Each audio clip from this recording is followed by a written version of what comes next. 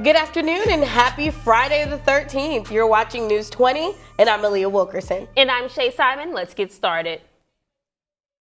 It's always a must to keep germs at a minimum by washing your hands and keeping them sanitized, but that wasn't the case for FAMU DRS. The school had an early release on Thursday afternoon to shut down due to a case of hand, foot, and mouth disease. It's a very contagious virus that can be easily spread by direct contact or touching germ-infested things like a doorknob. The superintendent started the sanitization process and notified parents immediately. The school will remain closed until Monday morning.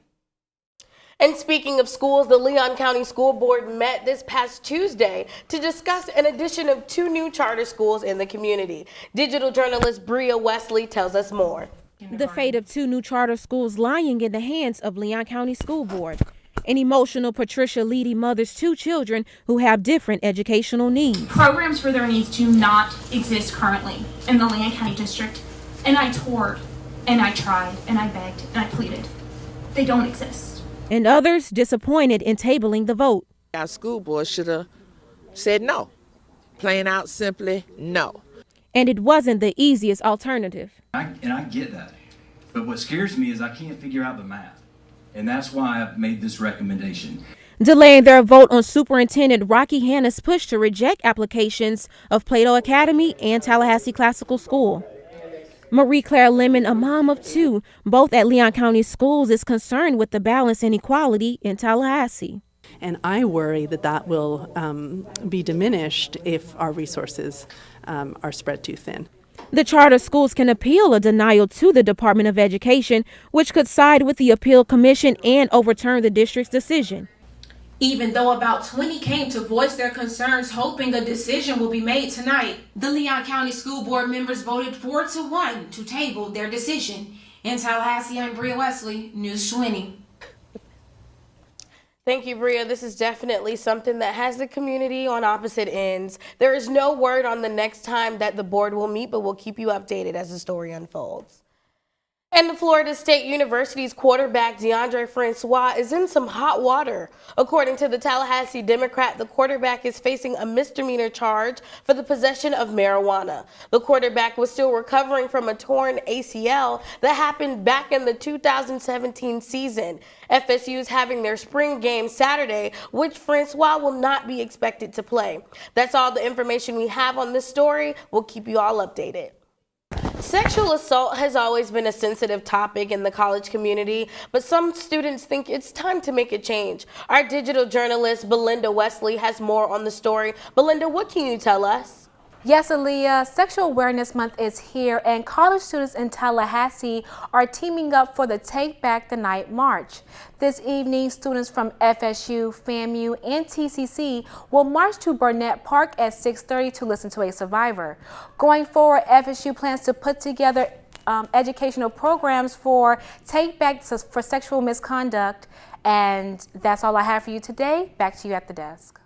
Welcome back to News 20. In Nicaragua, protesters clashed with the police on Thursday as they demanded effective government action to contain a fire in an important natural reserve. The blaze in the reserve has been going on for over a week, and it's raising concern among environmentalists. And it has taken half a year to get the power back onto most of Puerto Rico, but now the island is dealing with a new blackout. The Puerto Rico Electric Power Authority says a tree fell on a major power line that knocked out power to 870,000 of its customers. The island's capital of San Jose was among the areas across the island that lost power. San Juan's mayor says it could take up to 16 hours for the power to be restored. The latest outage comes nearly 7 months after Hurricane Maria destroyed much of Puerto Rico's infrastructure and electrical grid.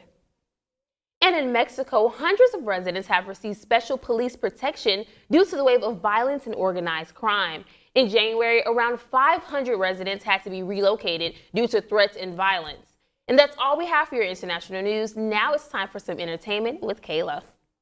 Just when it looked like Colin Kaepernick had a chance to play in the NFL again, the meeting with the Seattle Seahawks was allegedly postponed, according to ESPN, when Kaepernick declined to admit if he would or would not stop kneeling during the national anthem. The meeting at the Seahawks headquarters fell through.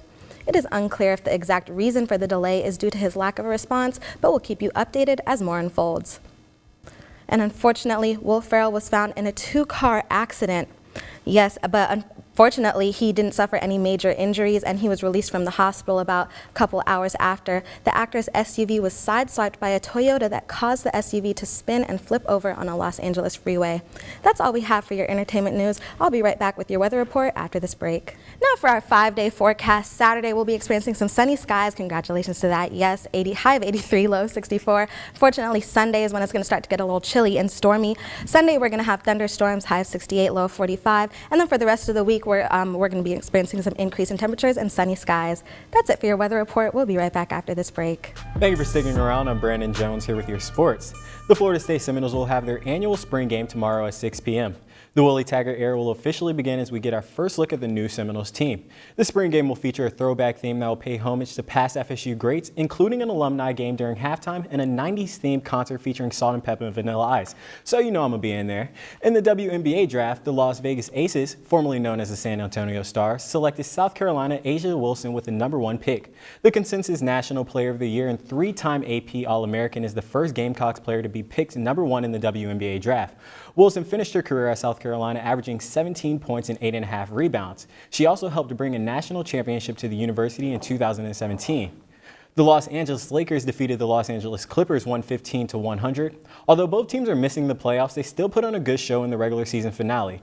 Josh Hart from the Lakers finished with a game-high 30 points, and he was followed by Gary Payton II, who put up 25.